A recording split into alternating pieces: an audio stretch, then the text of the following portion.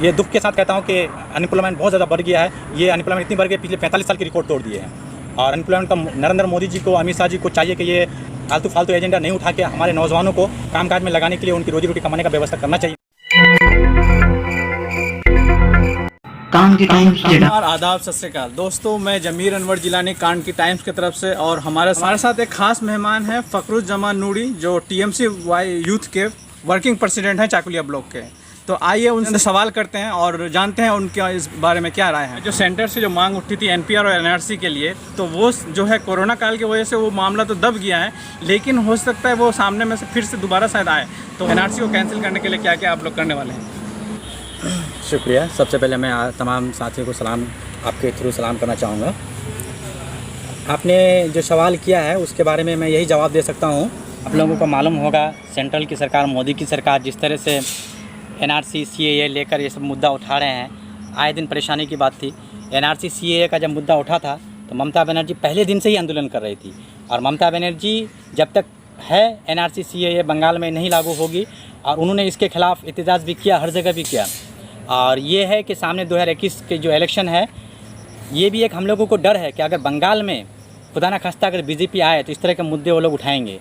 इसीलिए ममता बनर्जी हर हद कोशिश करती है कि हम लोग का जो मुल्क है, हिंदुस्तान जो है अमन और शांति का मुल्क है, और ख़ास करके बंगाल, हम लोग अमन और शांति पीस लविंग आदमी है।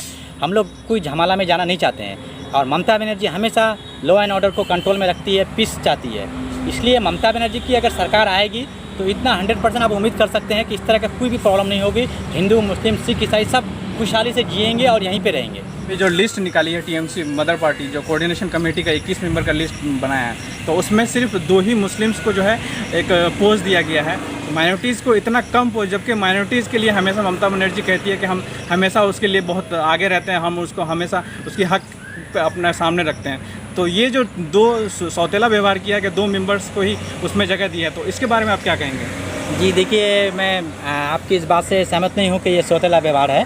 कोऑर्डिनेशन कमेटी 21 लीडर्स के लेकर बनाया गया है, जिसमें से 2 मुस्लिम्स हैं, हमारे फिरहाद हकीम साहब और नदीमुल हक साहब। तो मैं आपको बताना चाहूँगा कि ममता बनर्जी ने क्वालिटी के हिसाब से जो डिज़र्व करता है उनको हमेशा मौका दिया। ऐसा नहीं है कि ये हिंदू है या मुस्लिम है। कोऑर्डिनेशन कमेटी फिरहाद हकीम, आप जानते हैं उनको, वो कोलकाता का मेयर बनाया गया है उनको, जबकि ये कभी नहीं हुआ था।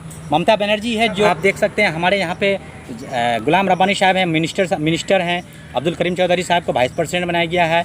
तो ममता बनर्जी एक ऐसी लीडर है, तृणमूल कांग्रेस एक ऐसी पार्टी है जो हिंदू, मुस्लिम, सिख, ईसाई सबको लेकर चलती है, और जिनको जितना क्वालिटी है उनके हिसाब से उनको जिम्मेदारी भी दी जाती है। इसीलिए जात पात लेकर ऐसी कोई बात नहीं है। ये ममता बनर्जी जो है बहुत बैलेंस करके पार्टी को लेकर चलती है। एक यहाँ का जो हम लोग का जो डिस्ट्रिक्ट है, इसमें से टीएमसी वाई यूथ का प्रेसिडेंट कौन? जी, हमारे यहाँ उत्तर दिनाजपुर के टीएमसी यूथ टीएमआईसी के प्रेसिडेंट गौतम पाल को बनाया गया है।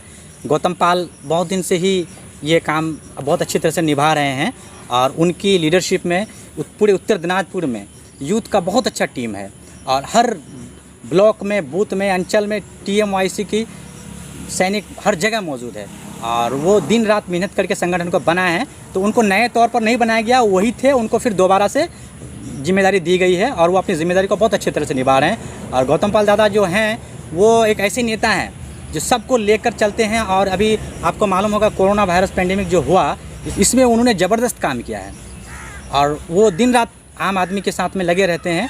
इसलिए पार्टी ने उनको फिर एक बार मौका दिया है, और इंशाल्लाह उम्मीद है कि वो उनकी लीडरशिप में तृणमूल यूथ कांग्रेस और भी मजबूत होगी।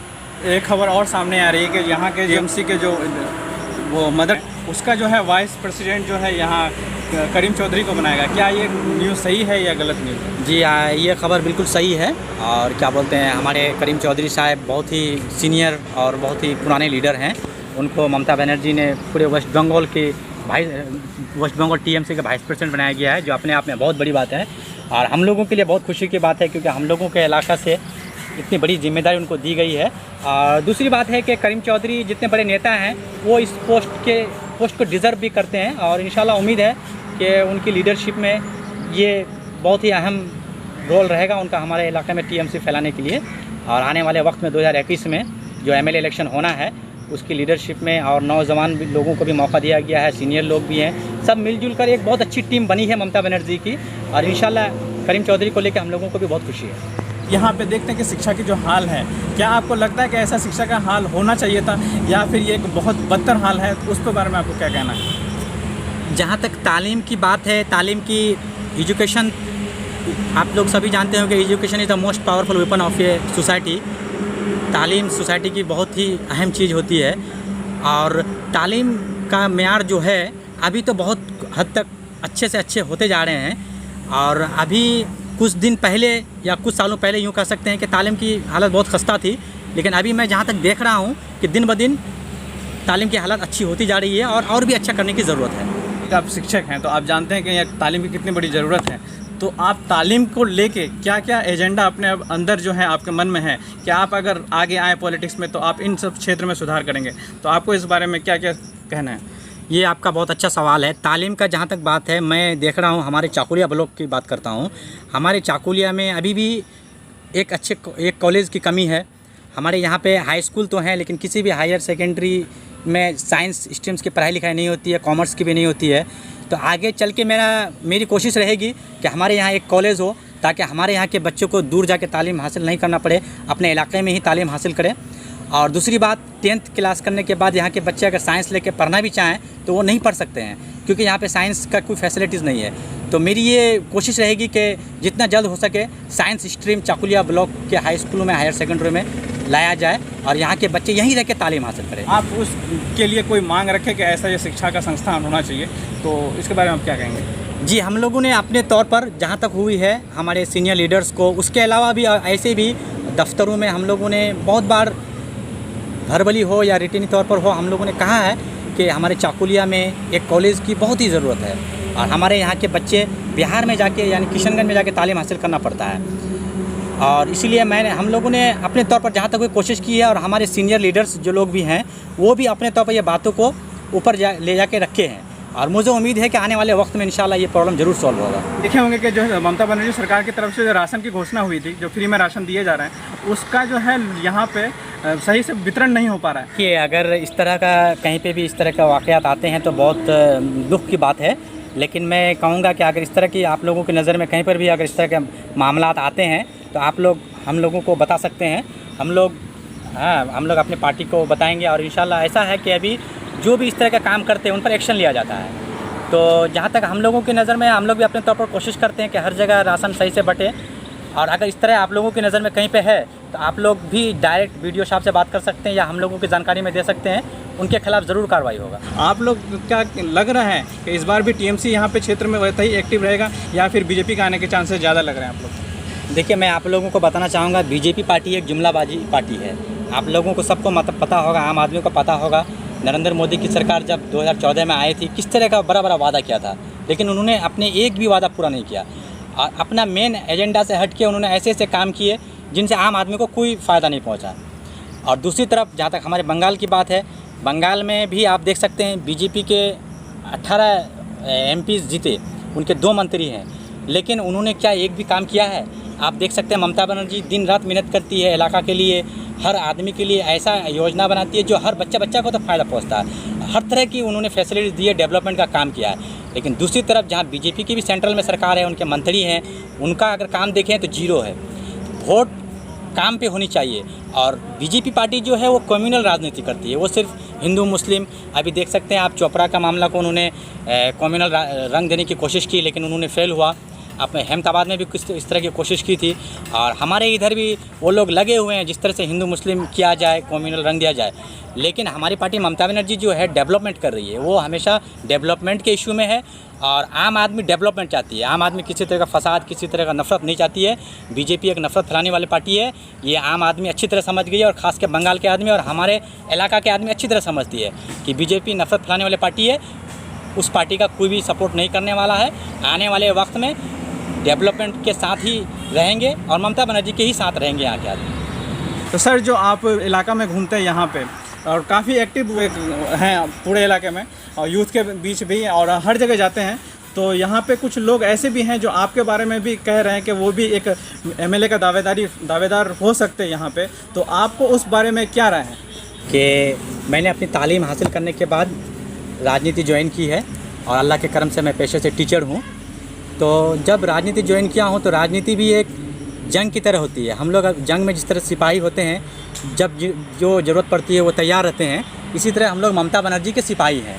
ममता बनर्जी जब हम लोग को जिस काम के लिए लगाएगी, हम लोग तैयार हैं। अगर ममता बनर्जी चाहेगी कि हमको अगर इलेक्शन लड़ाने चाहेगी, तो मैं लड़ने के लिए बिल्कुल तैयार हूँ और पूरी तरह से मेंटली और हर तरह से तैयार हूँ इलेक्शन लड़ने के लिए।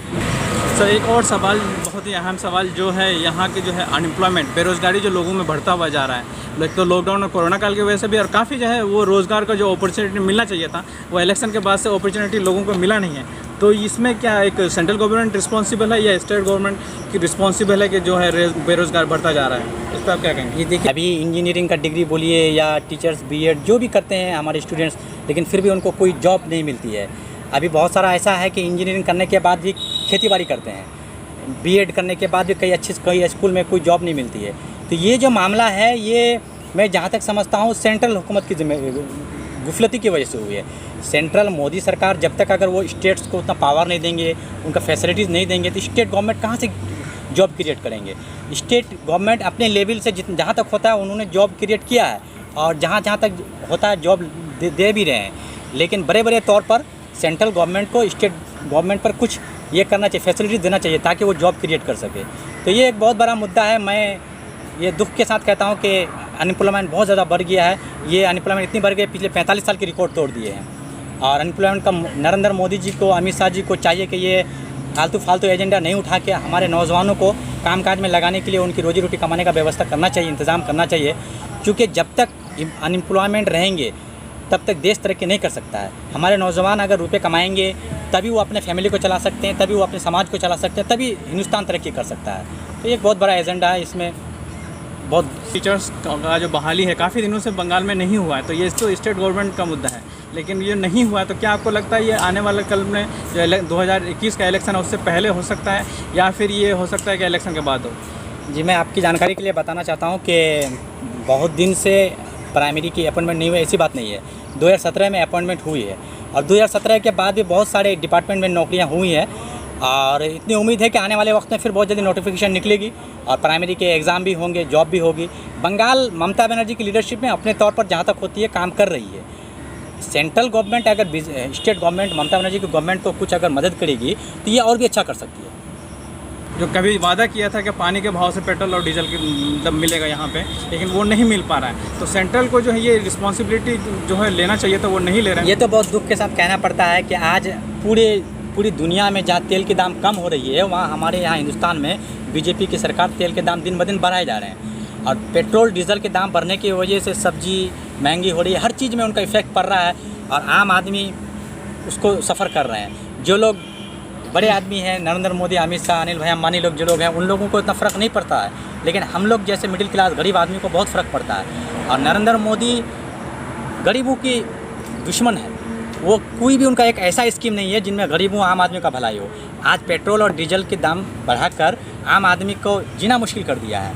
और मैं आपके थ्रू जहाँ तक हम लोगों के पार्टी की बात है, ममता बनर्जी की बात है, इसको लेकर के तो पेट्रोल और डीजल के तेल के प्राइस के इंक्रीमेंट को लेकर के आंदोलन कर चुकी है। और मैं आपके थ्रू से भी मोदी सरकार को कहना चाहूँगा कि आप थोड़ा सा गरीबों के बारे में सोचें, और पेट्रोल के दाम, डीजल के दाम, आम चीज़ों के दाम, सब्जियों के दाम को कम करें, ताकि हमारे यहाँ के लोग भी जी सकें। फकरुज़ जमान भाई ने बताया कि यहाँ की जो है सरकार जो है वो सेंट्रल गवर्नमेंट पे पूरा का पूरा डिपेंडेंट है। जो सेंट्रल गवर्नमेंट से सहायता मिलना चाहिए तो वो सहायता नहीं मिल रहा है, इसीलिए से यहाँ की सरकार जो थोड़ी सी विफल हो रही है। लेकिन अपने हद तक फिर भी बहुत ज़्यादा कोशिश कर रही है कि लोगों को रोज़गार दिया जाए और सही राशन प्रदान किया जाए। तो इसी के साथ हम लोग यहाँ का जो है अपना कारवां ख़त्म करते हैं। थैंक यू, शुक्रिया, धन्यवाद। गाइस प्लीज़ चैनल को सब्सक्राइब करें और शेयर करें और बताएं कि कैसा बन रहा है वीडियोस।